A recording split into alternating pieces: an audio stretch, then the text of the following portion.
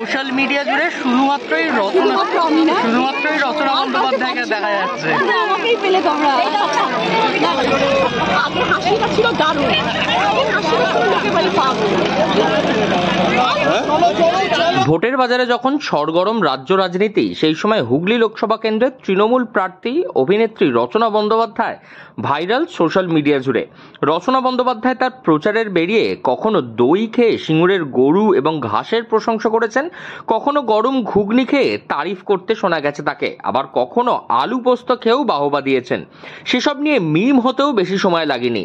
সেই মিম নিয়েই তিনি বলছেন, তিনি যা বলেন তাই মিম হয়ে যায়। তাকে নিয়ে আর নতুন করে মিম যারা করছেন তাদের সকলকেই তিনি সমর্থন করছেন। মঙ্গলবার ভোটের প্রচার করতে রচনা বন্দ্যোপাধ্যায় আসেন সপ্তগ্রাম বিধানসভা এলাকায়। মগরার খেজুরিয়ায় প্রচারের ফাঁকে সাংবাদিকদের মুখোমুখি হয়ে রচনা বন্দ্যোপাধ্যায় বলেন, আগে তার হাসিটা দারুণ ছিল, এখন হাসিটা শুনে সোশ্যাল মিডিয়ায় লোকজন পাগল বলছে। মিম যারা করছে তাদেরকে সাপোর্ট করেন রচনা, কারণ যে কোনো প্রচারিত প্রচার মানুষজন মমতা বন্দ্যোপাধ্যায়কে ছাড়ছে না, আর তিনি তো অনেক নগণ্য। হ্যাঁ, আজকে কি করি তুই ভাবছি, কোনটা নিয়ে বলা যায় আজকে? আমাকে এখন ভাবতে হবে কোনটা নিয়ে। হাসিও তো প্রবলেম না, ঠিক আছে। হ্যাঁ, any type of publicity is good publicity. শুধু মিম নয়, মানে অভিনয়ও করছে, আপনার ইয়ে নিয়ে অভিনয়ও করছে। মমতা বন্দ্যোপাধ্যায়কে ছাড়ে না মানুষ।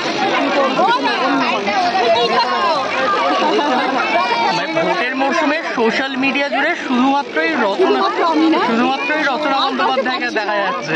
আমাকেই পেলে তোমরা। না না, ঠিক আছে, আমি দেখো, আমি ভীষণ পজিটিভ মাইন্ডের মানুষ। আমি সব জিনিস ভীষণ পজিটিভলি দেখি।